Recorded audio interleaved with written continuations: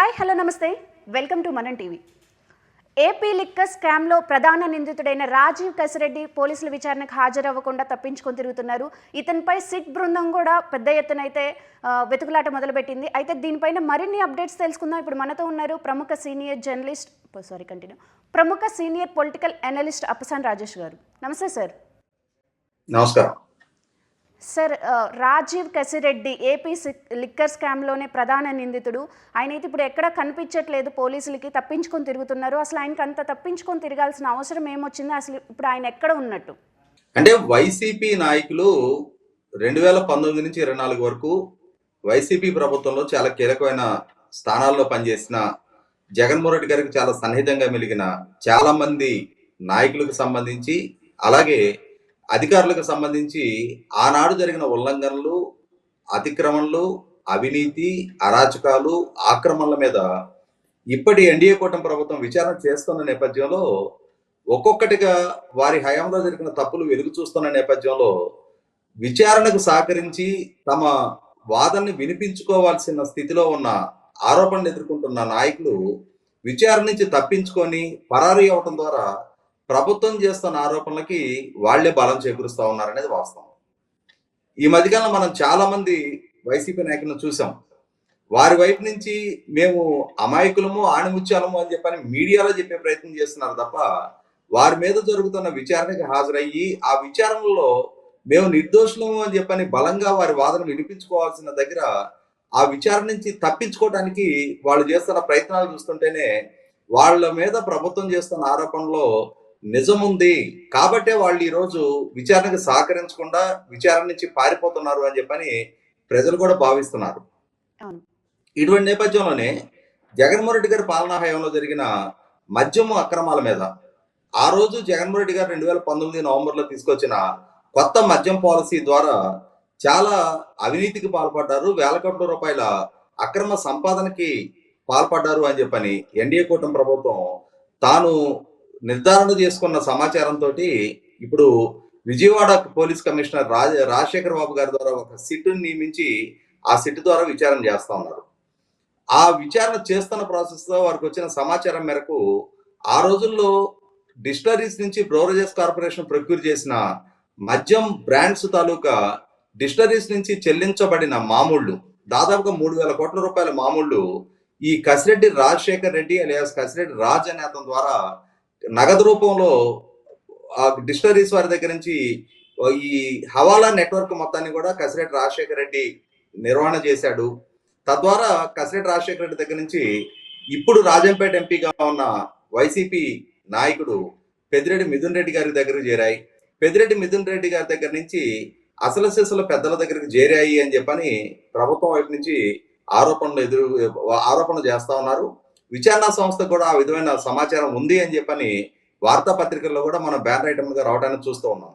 ఇదే అంశాన్ని Telugu Desam party parliamentary నాయకుడు లావకృష్ణదేవరాయలు గారు కూడా పార్లమెంట్ వేదికగా కేంద్ర ప్రభుత్వం దృష్టికి, దేశం దృష్టి కూడా తీసుకురావడం జరిగింది. ఆ తీసుకొచ్చిన నేపథ్యంలోనే కేంద్ర హోంశాఖ మంత్రి అమిత్ షా గారు కూడా ఈ విషయం గురించి వాకప్ చేయడానికి లావకృష్ణదేవరాయలు గారిని తన సమక్షానికి పిలిపించుకొని ప్రభుత్వం దగ్గర ఉన్న సాక్ష్యాధారాలు ఏంటి అని చెప్పని వాకప్ చేసినట్టుగా కూడా మనకి సమాచారం ఉంది. ఈ నేపథ్యంలోనే లావకృష్ణదేవరాయలు గారి విజ్ఞప్తి మేరకు ఈ మొత్తం లావాదేవీలో జరిగిన నగదు లావాదేవీల అంశాన్ని గుట్టు తేల్చడం కోసం అవసరమైతే ఎన్ఫోర్స్మెంట్ డైరెక్టరేట్ ని కూడా ఇన్వాల్వ్ చేయడానికి కేంద్ర ప్రభుత్వం సంసిద్ధం అవుతున్నట్టుగా మనకు వార్తలు వస్తా ఉన్నాయి. అంటే ఒకనాడు ఒక ఆరోపణగా మొదలైన ఈ అంశం ఇవాళ ఒక సాలిడ్ స్టేజ్కి, అంటే ఒకనాడు ఆరోపణల స్థాయి నుంచి ఇవాళ నిర్ధారణ అయ్యే స్థితికి ఈ విచారణ చేరిన నేపథ్యంలో ఈ అంశంలో కీలక పాత్రధారిగా వ్యవహరించిన కసిరెడ్డి రాజు వివరణ కోసం, అతన్ని విచారించడం కోసం సిట్ ద్వారా ఇప్పటికి 3 సార్లు అతనికి నోటీసులు ఇవ్వడం జరిగింది. 3 సార్లు నోటీసులు ఇచ్చినా కూడా అతను విచారణకు సహకరించడం లేదు.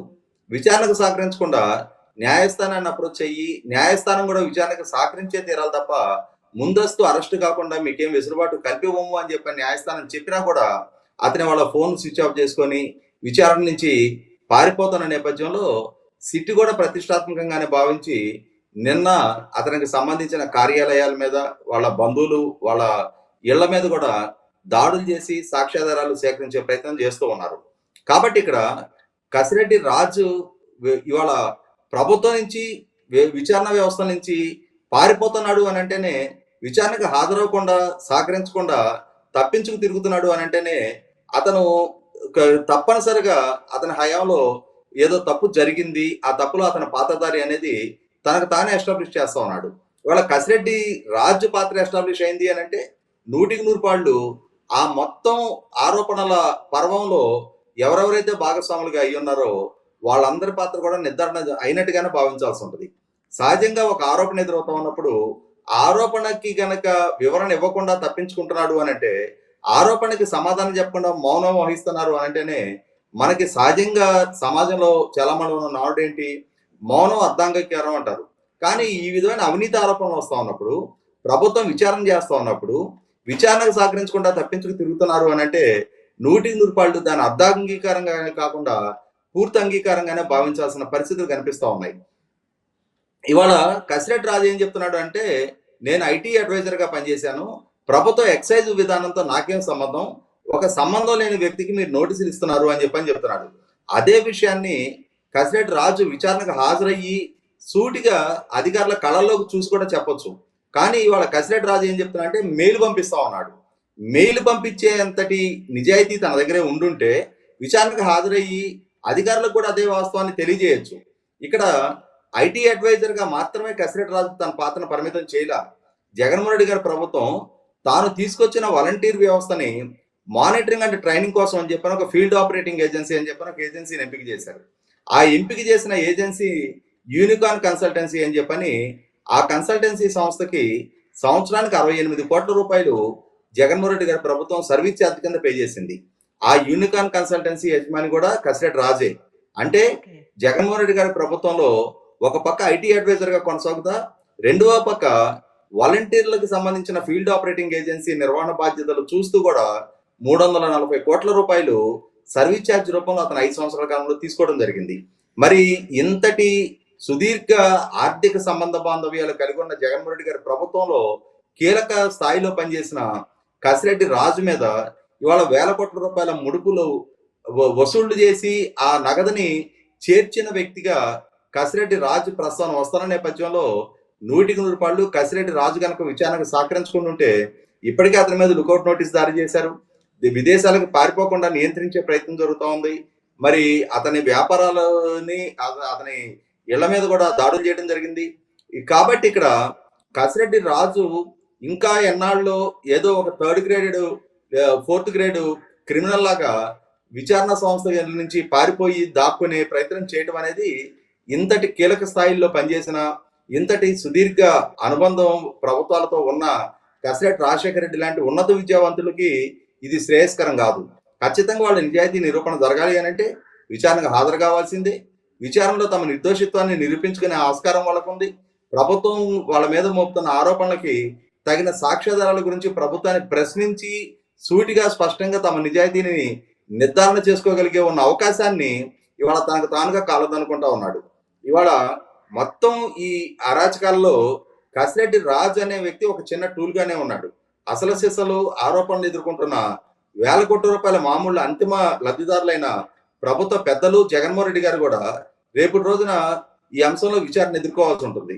కాబట్టి ఏంటంటే ఇక్కడ కసిరెడ్డి రాజు తాను గనక విచారణకు ఎదుర్కొంటే తన నోటి నుంచి గనక వాస్తవాలు కన్ఫెస్ అవ్వాల్సిన పరిస్థితులు ఉత్పన్నమైతే అది అంతిమంగా జగన్మోహన్ రెడ్డి గారికి కూడా ఇబ్బందికరంగా మారుతుంది. కాబట్టి బహుశా పెద్దల నుంచి వస్తున్న ఒత్తిడి మేరకు, జగన్మోహన్ రెడ్డి గారి నుంచి వస్తున్న ఒత్తిడి మేరకే కసిరెడ్డి రాజు విచారణకు సహకరించకుండా పారిపోతున్నట్టుగా ప్రజలు కూడా భావిస్తా ఉన్నారు. ఏదేమైనా సరే అంతిమంగా విచారణ సంస్థలు కసిరెడ్డి రాజుని దొరకపుచ్చుకోవటం ఖాయం. విచారణలో అతను వాస్తవాలు వెల్లడించి తీరాల్సిన పరిస్థితులు ఉత్పన్నం అవటం ఖాయం. అంతిమంగా వేల కోట్ల రూపాయల ప్రజాధన దుర్వినియోగం జరిగినప్పుడు, వేల కోట్ల రూపాయల అవినీతి చోటు చేసుకున్నప్పుడు ఈ రాజకీయ పార్టీల నాయకుల ముసుగులో ఆ విధమైన అవినీతిని కప్పిపెట్టే ప్రయత్నం చేసి విచారణకు సహకరించకుండా ఎన్నాళ్ళు తప్పించుకొని తిరగటం కూడా సాధ్యం కాని పరిస్థితి. కాబట్టి వాళ్ళ ప్రభుత్వం జరుపుతున్న విచారణకి కసిరెడ్డి రాజు ఇంకా ఎక్కువ కాలం హాజరు కాకుండా ఉండలేకపోవచ్చు. అతను తప్పనిసరిగా విచారణకు హాజరు అవ్వాల్సి వస్తుంది. విచారణకు సహకరించి తీరాల్సిన పరిస్థితులు కూడా ఉత్పన్నం అవడం ఖాయం. Right, thank you sir.